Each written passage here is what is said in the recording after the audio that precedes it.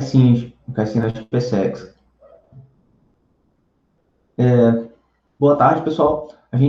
Nessa aula de hoje, a gente vai falar, na segunda aula de termoquímica, a gente vai falar sobre lei de Hess e entalpia de combustão, tá? Já me perguntaram aqui se cai na SpaceX, cai na SpaceX, sim, tá? Cai nas provas de vestibular. Então, mano, você tem que estar ciente aí de que, olha, termoquímica é uma das coisas que a gente deixa para ver no final, né? Termoquímica, equilíbrio químico. Geralmente, essa parte toda da físico-química são conteúdos que a gente deixa para ver no final, mais próximo da prova, né? Como a gente está aqui nessas aulas online, cumprindo uma quantidade de conteúdo bem grande, né, em curto espaço de tempo, porque a tecnologia nos ajuda, né, nessa empreitada aí, eu não preciso escrever no quadro, né, eu posso usar uma lista de exercícios já pronta, vocês conseguem acompanhar, então tem toda uma facilidade que faz com que as aulas estejam fluindo, né, e geralmente essa parte de termoquímica a gente já está vendo, olha, sei lá, 3 meses, 2 meses antes da prova, então a gente já está,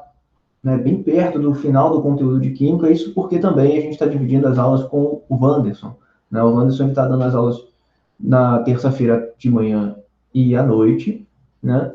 E as minhas aulas são na tarde, na tarde das quartas. Bem, termoquímica, a gente já teve uma aula, a gente já falou lá de variação de entalpia,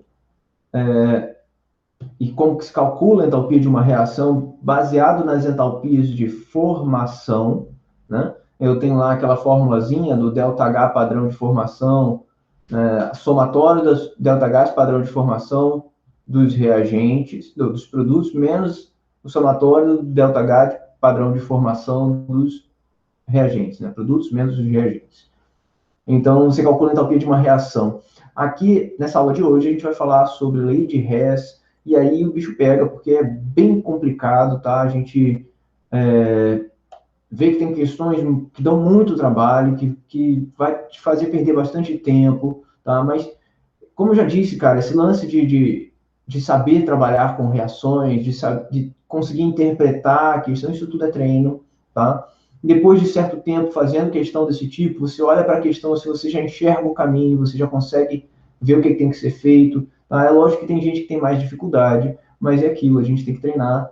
E é só treinando que a gente vai ver quais as dificuldades que nós temos e o que a gente pode fazer para melhorar, beleza? Bem, vamos lá. Olha só. Vou compartilhar aqui com vocês já a lista.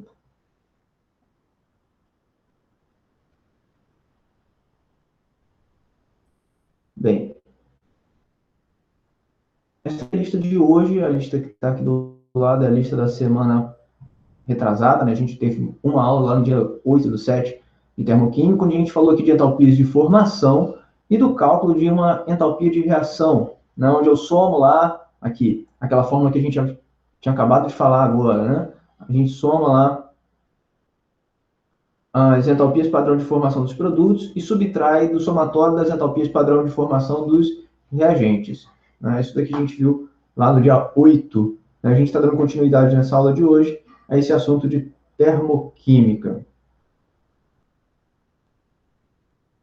Deixa eu apagar essa bagaça aqui que eu fiz.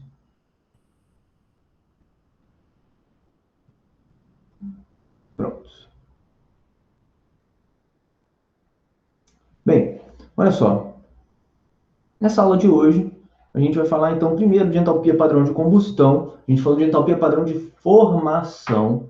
E nesse tipo de entalpia padrão de formação, a gente tem a formação de uma substância que se encontra nas condições padrão e que ela é um produto nessa reação e ela é formada por substâncias simples. A gente vê aqui nesses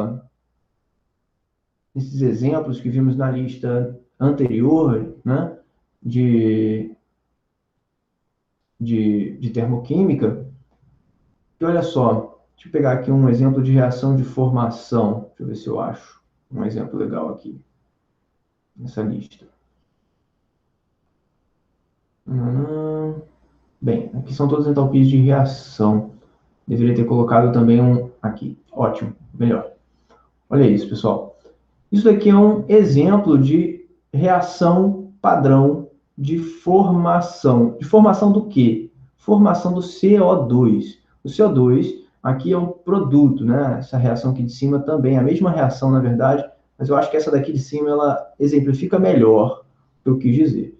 Porque ela está relacionada aqui a 1 mol de CO2, então essa reação é uma reação de formação do CO2 no estado padrão. Né? Por que eu sei que é o estado padrão? Porque ele está usando aqui carbono em forma de grafite, ele está usando gás oxigênio, O2, né? E está formando aqui o CO2, que é uma substância composta. Né? Lembrem que para substâncias simples, a entalpia padrão de formação, olha aqui do lado, ó, era zero, né? Esse valor de zero de entalpia significa que ele é uma substância simples no estado padrão. Agora, quando eu formo uma substância que não é uma substância simples, é uma substância composta, ou uma substância que esteja simplesmente fora do padrão, né, que não seja um estado alotrópico mais estável, por exemplo, esse valor de entalpia de formação vai ser diferente de zero. Beleza? E eu tenho aí uma tabela com alguns desses valores de entalpia padrão de formação. Tá? Então, uma reação de formação parte sempre de substâncias simples e forma sempre um composto como produto, que é o composto a ser formado. Isso é uma entalpia padrão de formação. Tranquilo até aqui, né? De boa, pessoal? Beleza? Bem, e o que é, então, uma entalpia de combustão? Bem, combustão, o termo combustão, remete à queima, né? Quando eu tenho um combustível e ele reage quimicamente, né, gerando lá chamas, por exemplo, isso é uma combustão, certo? Bem, aqui a gente também está falando de uma entalpia padrão, mas ela não é uma entalpia padrão de formação, beleza? Ela é diferente da entalpia padrão de formação. Na formação, eu tenho a formação daquela substância. Então, se eu tenho lá o ΔH padrão de formação do CO2, como a gente viu no exemplo lá da lista anterior, agora há pouco, o CO2 é um produto e eu estou me referindo nessa entalpia padrão de formação a ele, que é esse produto. Agora, quando eu falo de uma entalpia padrão de combustão, eu estou me referindo ao combustível utilizado nessa queima. E nesse exemplo aqui, ó, eu estou usando como combustível o CH4, que é o metano, ou gás natural veicular, GNV. Beleza? Esse CH4, pessoal, ele é um combustível aqui, o comburente, né? Assim como toda combustão, para que haja fogo, há necessidade de haver também gás oxigênio, né, como reagente. Então, ele é chamado de comburente nessa reação. Combustível é aquilo que está sendo queimado. O comburente é o que permite a combustão acontecer, né? A reação de oxidação que ocorre no caso das reações de combustão. E eu sempre gero aqui gases, geralmente gases, tá? Um deles é o CO2, já que o combustível utilizado nessa queima foi um combustível orgânico, né? Tem carbonos, portanto, um dos produtos a ser formado aqui é o CO2. O outro produto é o H2O, porque em compostos orgânicos geralmente tem também hidrogênios, né? Então, esses hidrogênios, ao reagirem com o oxigênio durante a combustão, geram H2O, água. Né? Então, são geralmente esses dois produtos para reações de combustão, onde o combustível em questão é um composto orgânico, beleza? Cara, é importante saber montar reações de combustão, porque nem sempre eles te dão essas reações, eles te dão apenas as substâncias que estão sendo queimadas, os combustíveis. E aí você tem que montar a reação de combustão e balancear essa reação também. Para quê? Para que possamos trabalhar com esses valores de entalpia na lei de Hess, que a gente vai ver em seguida. Tá? Ah, professor, eu posso usar então esses valores dessa tabela aí, lá naquela fórmula que a gente viu na aula anterior? Não, não pode, cara, não pode, infelizmente não pode. Sabe por quê? Aquela fórmula que a gente viu na aula anterior, aquela fórmula do ΔH, o somatório das entalpias padrão de formação dos produtos, menos o somatório das entalpias padrão de formação dos reagentes, aquela fórmula é apenas para entalpias padrão de formação. Para entalpias padrão de combustão, eu não posso usar naquela fórmula, beleza? Eu só consigo usar essas entalpias padrão de combustão se for usar a lei de Hess. E aí, a relevância de se entender o que significa uma entalpia padrão de combustão, porque é diferente da entalpia padrão de formação, ok? Então, vamos ver um exemplo um pouquinho mais nítido dessa diferença. Vou mostrar lá no papel, porque eu acho que vai ficar mais tranquilo de entender isso. Alguma dúvida até aqui, pessoal? De boa? Tranquilo, né? Olha só. Vamos lá para o papel, que eu acho que vai ficar um pouquinho mais tranquilo de entender. Quando eu me refiro, por exemplo, à formação vamos supor, um exemplo aqui legal, a formação do C6H12O6, beleza? Glicose. Se eu quero a entalpia padrão de formação disso daqui, essa substância, ela tem que ser um produto da minha reação, beleza? Ela vai ter que ser um produto. Porque eu estou me referindo à formação dela, tudo bem? Então, essa reação de formação, eu já sei que essa substância vai ser o meu produto. E no caso aqui, é o meu único produto nessa reação. Toda reação de formação gera um produto só, beleza? Então, é C6H12O6, beleza? Esse aqui é o meu produto. Tá? Quais têm que ser, então, os reagentes nessa reação para que eu consiga formar glicose? Cara, eu tenho que ter carbono, eu tenho que ter hidrogênio e eu tenho que ter oxigênio. Ah, professor, mas aí como é que eu vou saber qual é a substância que tem carbono, qual é a substância que tem hidrogênio, qual é a substância que tem oxigênio? Cara, você tem que saber os principais estados alotrópicos de algumas substâncias. Por exemplo, para o carbono, a gente já falou agora há pouco mesmo, que o carbono se apresenta na natureza em forma de grafite, certo? Isso daqui é o estado alotrópico mais estável para o carbono. Existem outros estados alotrópicos para o carbono, tá? O diamante, tal, né, fulereno, enfim. Tem outras substâncias aí também formadas de carbono apenas como substâncias simples, mas esse aqui é o estado alotrópico mais estável dessa substância. Para o hidrogênio, a substância com o estado alotrópico mais estável, na verdade, é o H2. Na verdade, é o único estado alotrópico aqui desse cara. E ele se encontra no estado gasoso na natureza. Já o oxigênio, existem dois estados alotrópicos, que é o O2 e o O3. O2 é gás oxigênio e O3 é ozônio. O gás oxigênio, O2, é o estado alotrópico mais estável desse cara. Tudo bem até aqui? Bem, montei a reação, né? Bem, falta o quê? Falta eu balancear essa reação. Ela não está balanceada, né? Eu que montei, eu tenho também que balancear essa reação. Como é que eu faço isso? Bem, eu começo pelos carbonos, né? Aqui, seguindo aquela regra do macho, né? Metal a metal, carbono, hidrogênio e oxigênio. Essa é a ordem do balanceamento, né? Então, carbono vem primeiro, olha. São 6 carbonos nos produtos e nos reagentes eu tenho um só. Para corrigir isso, o coeficiente aqui é 6. Ok? Próximo, hidrogênio. Eu tenho 12 hidrogênios aqui e aqui são 2. Quanto que multiplicando 2 vai dar 12? São 6 também, né? Então, o coeficiente aqui também será 6. E do O2, são 6 O2 e aqui tem já 2. Então, algo multiplicando 2, que dê 6, esse algo, na verdade, é 3, né? O coeficiente aqui, então, 3O2. Montada e balanceada a minha reação de formação da glicose. Então, se ele me der na tabelinha lá, entalpia padrão de formação da glicose, a reação que ele está se referindo é essa reação. E aí tem aquele ΔH da tabela que eu consigo atribuir a essa reação, beleza? A reação de formação, gente, de 1 mol dessa substância, tudo bem? Entalpia padrão de formação. Agora, se ao invés de eu fazer uma reação de formação para essa substância, eu estiver fazendo uma reação de combustão para essa substância, a mesma substância, né, C6H12O6, ok? Bem, isso significa que essa substância ela não vai ser mais um produto, ela vai ser o combustível, no caso aqui. Combustível, no caso de uma reação como essa, é um reagente. Porque isso é uma reação de combustão, beleza? Eu estou queimando esse cara, ele é o combustível aqui no caso. Então ele tem que ser um reagente, tudo bem?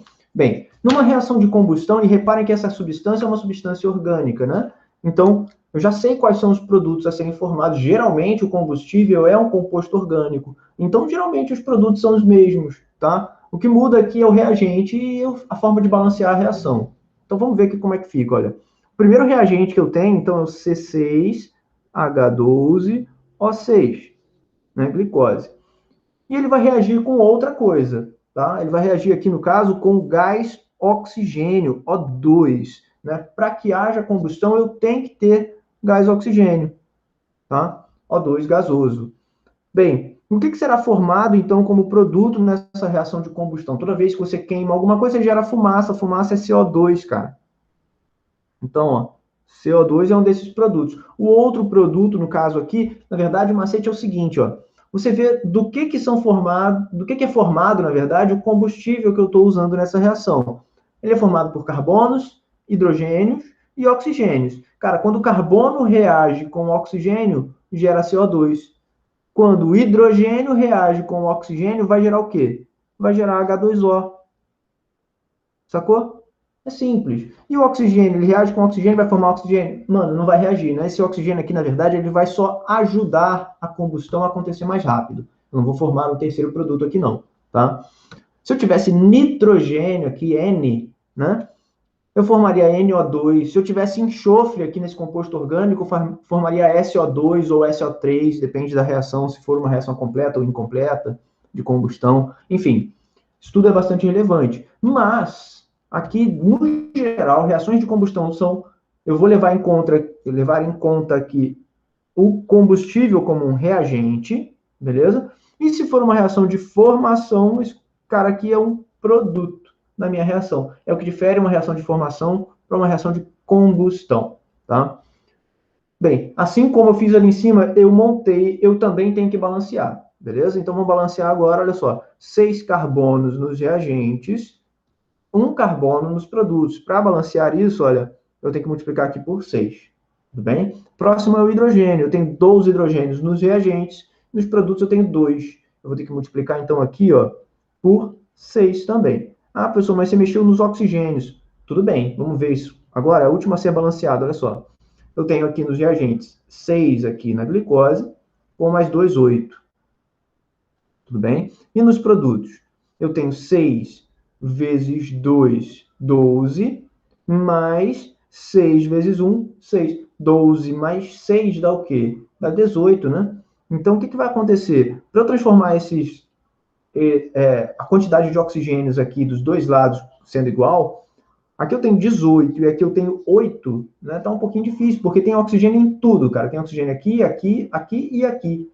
Aonde, então, eu devo mexer no oxigênio de modo que isso se torne balanceado? Você concorda que se eu colocar qualquer coeficiente estequiométrico aqui, eu vou mexer também no carbono, hidrogênio? Então, não posso mexer nesse coeficiente estequiométrico. Aqui eu já mexi, se eu mexer, eu vou ter que mexer de novo. Aqui também. Então, o único lugar onde eu posso mexer no oxigênio sem mexer em mais ninguém é aqui, né? Então, se eu multiplico esse 2 aqui por um valor que somando esses 6 dá 18, esse valor vai ser o quê? Vai ser 6. Concorda? 6 vezes 2, 12, com mais 6, 18. Fechou. Balancei a reação. Repare que são reações completamente diferentes uma da outra, né? Elas não têm nada a ver uma com a outra, a não ser a presença dessa mesma substância aqui, certo? Então, reparem que elas são, né, literalmente distintas uma da outra, e eu tenho aqui essa discrepância, essa diferença entre o que é uma reação de formação e o que é uma reação de combustão, tá? Vocês têm que saber essa diferença, porque na hora da prova ele te dá lá uma tabela e fala, são entalpias padrão de combustão. Então você sabe que a reação deve ser formada desse jeito. Se ele fala nessa tabela que é uma entalpia padrão de formação, a reação é desse jeito. Isso faz toda a diferença dentro da lei de Hess, que a gente vai ver em seguida. Beleza? Então, tomem muito cuidado com essa informação, porque isso às vezes passa batido. Tu lê ali o enunciado e tu vai direto na reação de formação, porque é mais simples de montar, né? Você tem lá os reagentes e tem um produto só, moleza, né? Mas nem sempre é uma entalpia padrão de formação que ele vai te dar. De repente pode ser uma tabela de entalpias de combustão, e aí você precisa saber montar essas reações aqui para trabalhar com elas. Tudo bem? Bem, é tudo bem uma ova, né? Tá complicado pra caramba. Mas tá tudo Tá dando para entender até aqui, pessoal? De boa? Podemos continuar? Vamos lá? Bem, olha só. Então, reparem que isso daqui é a entalpia de combustão de quem? Do CH4, que é o meu combustível aqui em questão. Beleza? CH4. Beleza? Olha o que ele formou. Ele formou CO2 e H2O. E esse daqui foi o valor da entalpia de combustão do CH4. Aqui nessa tabela ao lado, cara, eu tenho alguns valores de entalpia padrão de combustão. Olha aqui, o C6H12O6. A sua entalpia de combustão é de menos 2.813,1 kJ por mol dessa substância queimada. Então, mano, é muita energia, né? Não é pouca energia. E o interessante de entalpias de combustão é que todas elas são negativas, tá? Sempre serão valores menores do que zero. Por quê? Porque eu estou falando de uma queima, de uma combustão, e é geralmente, na verdade, sempre, tá? É um processo exotérmico, onde há liberação de calor. Tudo bem? A gente viu aí que o valor desse sinal da entalpia, quando é negativo, significa que há uma liberação de energia, né, e não uma absorção. Quando esse valor é positivo, é uma absorção e não uma liberação. Tudo bem? Beleza? Então, sempre serão valores negativos. Você sabe, né? Você acende lá o fogão da sua casa, né? Tem lá o gás de cozinha, que é o butano, né? Misturado também com propano um pouco, né? E aquilo ali gera calor. A função ali, no caso do fogão, é justamente gerar calor, né? Para aquecer as panelas e cozinhar os alimentos, certo? Então, é uma reação de combustão. Por conta disso, sempre será um processo exotérmico. Ok? Bem, sabendo montar isso daí, olha, a gente vai esbarrar em uma reação ou outra, tal, uma questão ou outra, onde a gente vai precisar analisar, né, se é uma reação de combustão, se não é, se é uma de formação, né? Ou em alguns casos até ele me dá os valores como naquela tabela ali em cima e não me diz qual é a reação. Eu tenho que saber montar essa reação, e isso é importantíssimo. Beleza? Bem, vamos lá para a lei de Hess. Lei de Hess, cara, é que a parada começa a ficar complicada aqui, tá? Até então estava tranquilo, sério. Mas se você não entendeu até agora, desculpa, mas vai ficar pior, tá? Então, última chance de tirar dúvida, tá, pessoal? Qualquer coisa aí, vocês se viram sozinhos, tô brincando. Tô aqui para ajudar, tá? De boa, né? Beleza. Ops, lista errada. Bom, o que é essa tal lei de Hess, né? Eu conheço a lei de Gaga, mas a lei de Hess, estou zoando. A lei de Hess, o que essa lei diz? Né? Segundo Hess, a variação de entalpia em uma reação química, ela depende apenas dos estados inicial e final da reação, independente do número de reações que ocorrem. Cara, lembra lá daquela fórmula que a gente falou agora há pouco? Naquela fórmula lá para cálculo de entalpia de formação. Eu calculo a entalpia de uma reação a partir das entalpias de formação das substâncias, né, dos reagentes e produtos. E aí o que eu faço? Eu somo as entalpias de padrão de formação dos produtos e subtraio do somatório das entalpias padrão de formação dos reagentes. Lindo, bonito. A gente viu como é que funciona nessa aula anterior de termoquímica. Mas o que isso tem a ver com lei de Hess? É exatamente isso que ele está descrevendo. O que você tinha dito antes? Porque seu áudio travou. Eu estava falando a respeito da fórmula, só. Aquela fórmula que a gente viu na, na aula anterior de termoquímica, essa fórmula aqui. Né? O somatório das entalpias padrão de formação dos produtos menos o somatório das entalpias padrão de formação dos reagentes. Beleza? Isso daí é uma maneira de se calcular a entalpia. E reparem que ele está se referindo a produtos menos reagentes, né? É exatamente isso que está sendo descrito aqui nesse enunciado da lei de Hess, que ele me diz que a variação de entalpia de uma reação só depende do estado inicial e final de uma reação. Ou seja, ele não depende, tá, dos estados intermediários da reação. E ocorre em muitos estados intermediários em uma reação. A gente viu qual é esse lance quando a gente falou lá de reações consecutivas dentro de estequiometria, né? Casos particulares de estequiometria, a gente falou lá de reações consecutivas. Bem, o que são reações consecutivas? São reações que ocorrem em etapas. E essas etapas, elas são descartáveis. no processo final do cálculo da reação global. É isso que a lei de Hess quer dizer. Mas eu vou traduzir isso para algo um pouquinho mais palpável, algo um pouquinho mais fácil de se entender, né? Bem, em outra maneira, um outro ponto de vista, né, para essa lei de Hess, né, German Henry Hess, né, nome difícil de falar do caralho, ele diz que há uma forma de calcular essas entalpias que, na verdade, a soma das entalpias de cada reação individualmente. Então, se eu tenho, por exemplo, duas reações que ocorrem consecutivamente, eu somo essas entalpias de reação, não importa se essas reações são entalpias de formação ou se são entalpias de combustão, eu apenas somo elas de modo que, ao somar essas reações, eu considere elas como se fosse um sistema matemático. Traduzindo, seria algo parecido com o que a gente fez lá em reações consecutivas dentro de estequiometria, onde a gente soma reações para produzir uma reação global. Essa reação global, a entalpia padrão de formação dela, a entalpia dessa reação global, na verdade, não seria de formação, desculpe, é igual, na verdade, a somatório das entalpias de cada uma das reações que foi somada. Então, se eu tenho duas reações, eu somo elas e gero uma terceira reação, uma reação global, a entalpia dessa reação global é, na verdade, o somatório das entalpias das duas reações que foram somadas, beleza? Traduzindo aqui, o ΔH da reação global é igual ao ΔH da primeira reação mais o ΔH da segunda reação. É isso. E parece simples pra caramba, mas a maneira como isso é cobrado em questões não é tão simples de ser enxergado, tá? Não levem muito, né, pro lado, olha, eu entendi, tá ótimo, perfeito, não tem dúvida nenhuma. Mas calma aí, isso pode ficar muito feio, sério. Porque, olha só, o que acontece aqui? Eu tenho aqui nesse gráfico, olha, esse gráfico de entalpia, deixa eu mudar aqui a cor que tá azul, vai confundir. Esse gráfico de entalpia, e eu quero transformar aqui A mais B em E. Né? A e B são reagentes. Por que eu sei que eles são reagentes? Olha aqui, ó. Eu estou dizendo que isso daqui é o eixo dos reagentes no estado inicial, beleza? E aqui o estado final é a substância aqui E, são os produtos. Portanto, a reação em que eu estou me baseando aqui, a reação que eu quero encontrar, o ΔH, é essa reação aqui, A mais B formando E.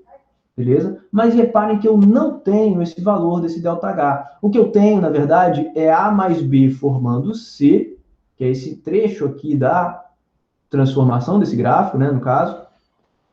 Depois C se transformando em D e depois esse D se transformando em E.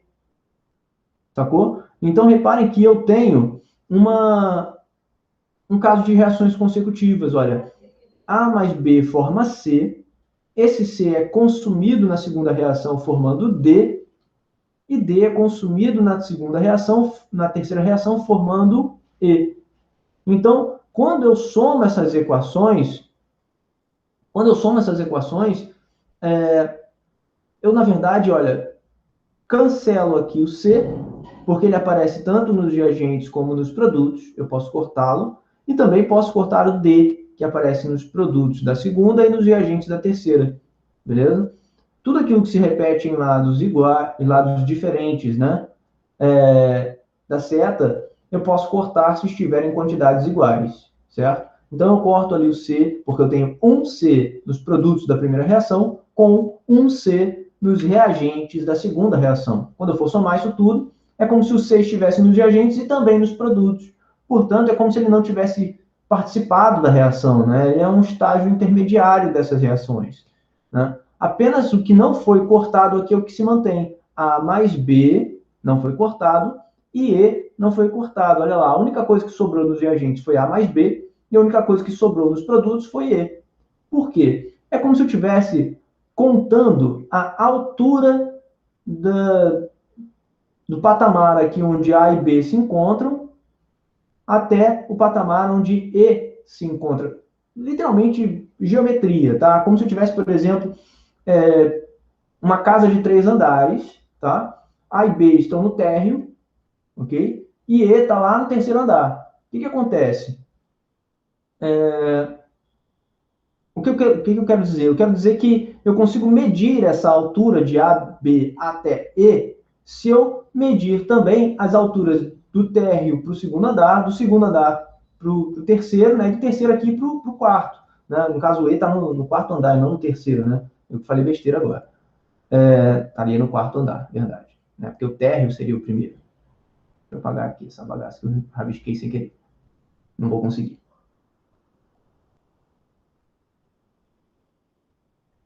Pronto, apaguei tudo. Então, se eu quero medir essa altura aqui, eu posso somar essa altura aqui mais essa altura aqui, certo? Mais o quê? Mais essa altura aqui, ó. Faz sentido, pessoal? Cara, graficamente isso faz bastante sentido, porque a soma dessas alturas aí de cada andar é igual à altura total, que é a distância de AB até E, certo? Beleza? Então, olhando no gráfico, isso faz muito sentido, né? Mas não é tão simples assim, né? Como vocês viram lá, quando eu tenho uma reação química, eu tenho que somar essas equações para que, somando, eu corte o que não se repete, né? Que são as substâncias intermediárias durante essa reação. Isso se torna bastante confuso, tá? Isso não é algo tão simples de se entender, não.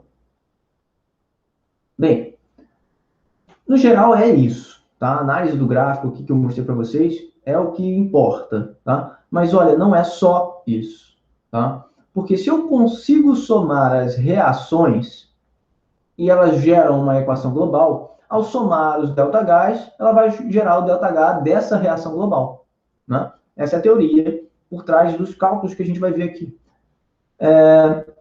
Mas, no geral, a gente vai ter que seguir aqui uns passos, tá? Eu vou falar desses passos e a gente vai ver como é que isso é feito. Eu vou dar um exemplo mais correto aqui do que a gente vai calcular, de como a gente vai calcular, e vamos calcular passo a passo. Olha só. Calcule a variação de entalpia da seguinte reação pela lei de Hess. Tá. Eu quero para essa reação aqui, do carbono grafite mais H2 formando CH4. Ah, professor, mas isso daí é uma entalpia de formação. É sim, porque eu tenho aqui um produto só, que é uma substância composta, e reagentes, que são substâncias simples, no estado padrão. Né? Então, beleza. Mas eu não tenho aqui o valor desse ΔH. Ele quer que eu encontre o valor desse ΔH. Eu consigo? Consigo. Como? Usando a lei de Hess, de que modo? Ele me deu 3 reações. Essa reação 1, a reação 2, beleza? E a reação 3. Ok? Bem, na reação 1, eu tenho carbono grafite reagindo com O2, formando CO2, e o ΔH1 é de menos 94 kJ por mol. A segunda reação é de H2 reagindo com meio O2, formando H2O, cujo ΔH de formação dessa reação também, aqui é de menos 68 kJ por mol. E a terceira reação, olha só, é uma reação de combustão do CH4. Tem CH4 aqui como um reagente e o O2 também. A gente viu que quando isso acontece é uma reação de combustão, né? Ele reage com O2, forma CO2 e água, certo? E nessa reação eu tenho aqui a liberação de menos 213 kJ por mol. Tá. Usando essas 3 reações, eu consigo chegar naquela reação ali de cima. Mas eu tenho que fazer algumas adaptações nessas reações para que eu consiga chegar naquela reação. Beleza? De que modo eu vou fazer isso? Olha só.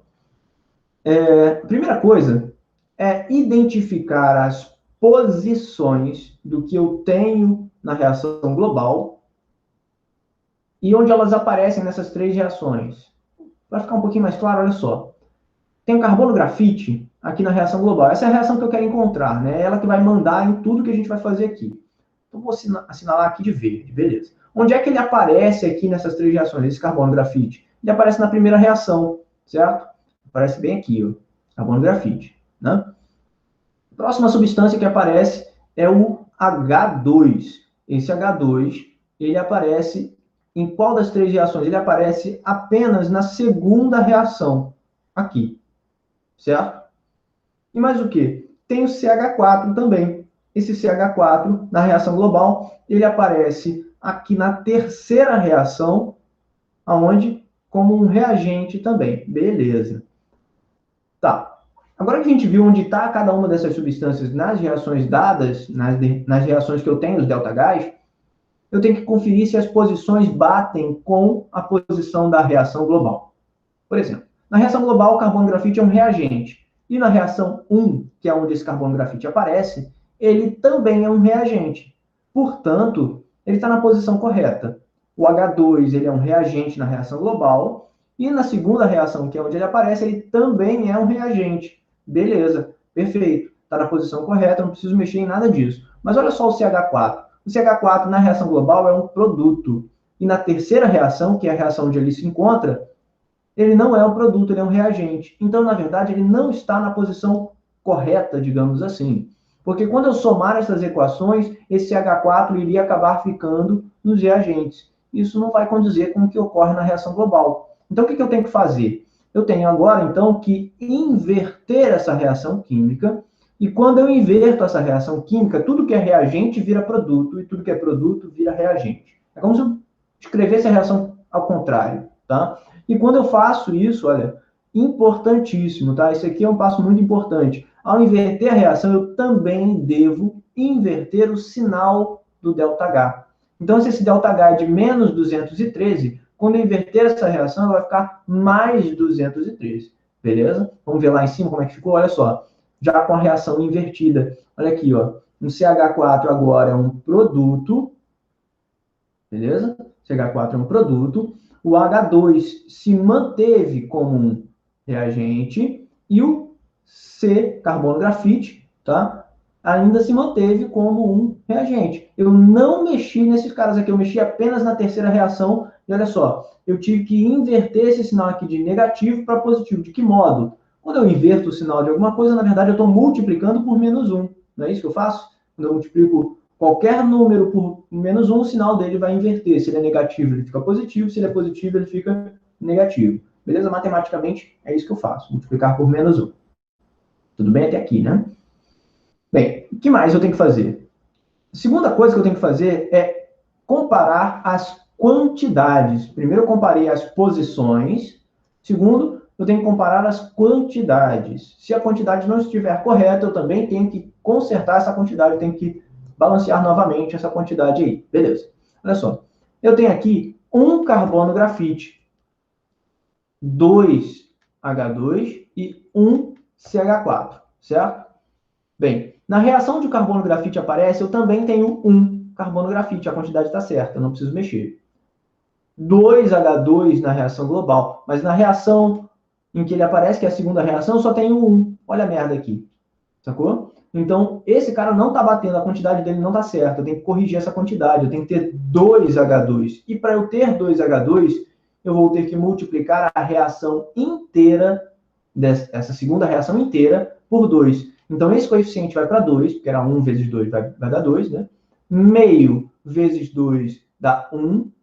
E aqui era 1 vezes 2 também dá 2. Quando eu faço isso, também é importantíssimo que o ΔH também seja multiplicado por 2. Então, é justamente isso que eu fiz, olha, aqui com a segunda reação, olha aqui, ó. Já multipliquei por 2, né? Aqui também, multipliquei por 2, era meio, virou 1. E aqui também, ó, no H2O, opa, também multipliquei por 2. Beleza? E olha lá o que eu fiz com ΔH, multipliquei por 2. Tudo bem? Porque eu precisava ajustar a quantidade de H2 que não estava correta. O último aqui que eu preciso conferir a quantidade é o CH4. CH4 eu tenho 1 na reação global, eu também tenho 1 na terceira reação, então a quantidade está certa. Aqui eu tenho 1 também. Beleza. Fiz esses dois passos, agora que eu já corrigi as posições e corrigi as quantidades, agora sim eu posso somar as equações. E quando eu faço esse somatório das equações, tudo que eu tenho nos reagentes de cada uma das três reações vai fazer parte de uma reação só, tá? E tudo que eu tenho nos produtos também. Então, tudo aquilo que se repete nos reagentes e nos produtos, eu corto, tá? Por exemplo, O2. O2, ele aparece nas três reações. Ele aparece aqui, ele aparece aqui Tá difícil de selecionar aqui. Pronto, assim vai ficar mais fácil. E aparece aqui também, ó. Beleza? Aparece aqui também. Mas prestem atenção, porque se ele aparece nas três, provavelmente eu vou ter 2 em um lado e um do outro lado, tá? Da seta, que eu quis dizer, né? Então, por exemplo, na primeira e na segunda reação, O2 são reagentes. Agora, na terceira reação, esse O2 ele é um produto. Então, o que eu devo fazer quando esses O2 aparecem do mesmo lado da seta? Ao invés de cortá-los, eu somo eles. Portanto, se eu tenho um O2 da primeira reação aqui, né? Eu tenho um O2 da primeira reação com um O2 da segunda reação nos reagentes, eu tenho 2 O2 nos reagentes total, certo? E quantos O2 eu tenho nos produtos no total? Eu também tenho 2 O2, olha lá que bonitinho. Então eu consigo cortar completamente o O2 dos reagentes e dos produtos, sem sobrar nada, porque as quantidades que eu tenho dessa substância nos reagentes e nos produtos são a mesma. E isso vai acontecer quase que 100% das vezes, tá? Quando aparece algo nos reagentes e nos produtos, eu consigo cortar quase que 100% das vezes tudo, tá? É muito raro sobrar alguma coisa, né, de uma substância, tá? De vez em quando não tem como, de vez em quando sobra sim, tá? Mas é raro, beleza? Outra substância aqui que se repete nos reagentes e nos produtos é o CO2. Olha só, aparece na primeira reação um CO2 e na terceira reação eu também tenho esse um CO2. Então eu consigo cortar esse cara aqui nos reagentes e nos produtos, porque ele tem quantidades iguais. E a última substância que se repete também é o H2O. São dois H2O na terceira reação como um reagente e também dois H2O como um produto na segunda reação. Então eu consigo cortar também completamente, porque as quantidades são iguais e eles estão em lados opostos da seta. Tudo bem? Cortei o que precisava ser cortado, gente. Tá? Não tem mais nada que se repete. O que sobrou, então? Sobrou um carbono grafite na primeira reação. Tá aqui, ó. Um carbono grafite, beleza? Mais o que? Sobrou 2H2, certo? 2H2. Aqui na segunda reação também como um reagente. Tá aqui embaixo, é isso que sobrou. E o que sobrou mais nos reagentes? Não tem nada, eu cortei o resto todo, né? Nos produtos, o único produto que não foi cortado foi o CH4. CH4 aqui, o único produto não cortado é o que sobrou. Maravilha. Reparem se essa reação aqui do que sobrou não é exatamente a reação global que ele queria que eu encontrasse. Olha lá, um carbono grafite, 2H2, um CH4.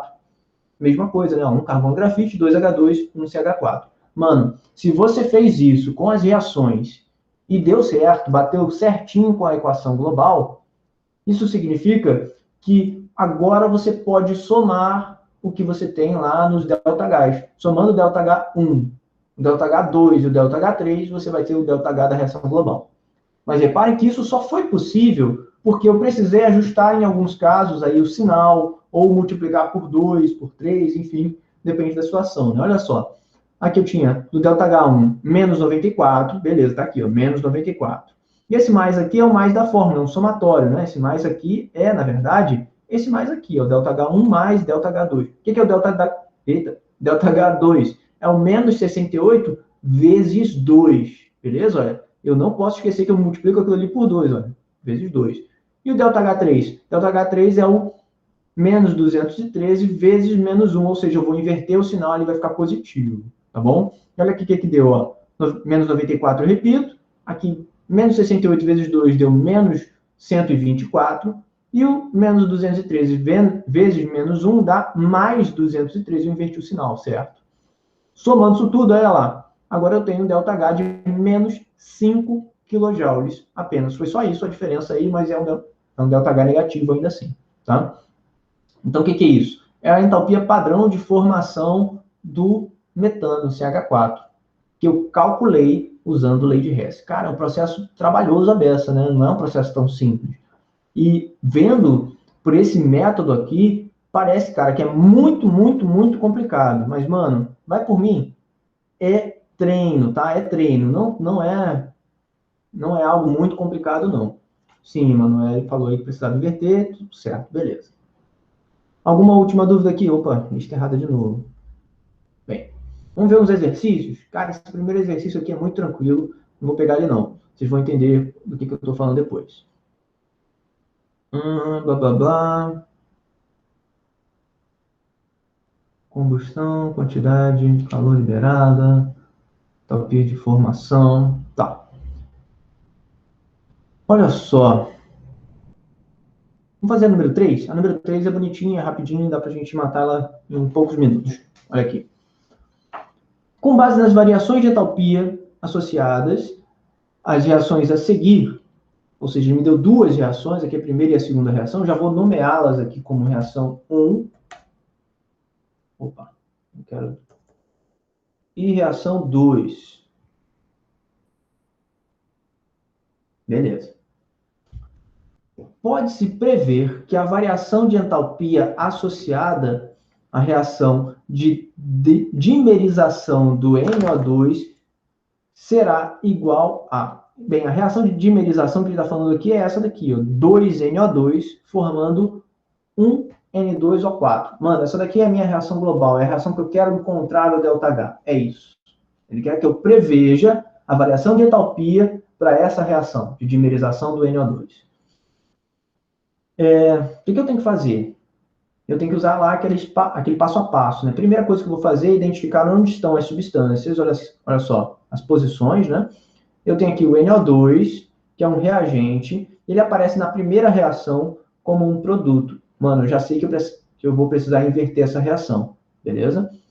A outra substância que aparece é o N2O4 aqui, ok? Vou marcar aqui de verde. O N2O4 ele aparece aonde? Ele aparece na segunda reação também como um produto. Beleza, reparem que então o N2O4 ele já é um produto, está na posição correta. O NO2 ele é um reagente na reação global e na reação 1 ele aparece como um produto. Eu vou precisar inverter essa reação, tá? Deixa eu dar um espacinho aqui para poder escrever. Então o que eu vou fazer? Eu vou multiplicar isso por menos 1.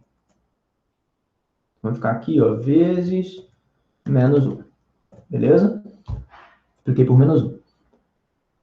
Inverti a primeira reação. Isso significa que aquela reação ali, eu posso reescrevê-la da seguinte maneira, olha. São 2NO2 indo para o quê? Tudo que é produto vira reagente, tudo que é reagente vira produto, né? Então fica N2 mais 2O2. Tudo bem? Beleza? Eu só inverti a reação.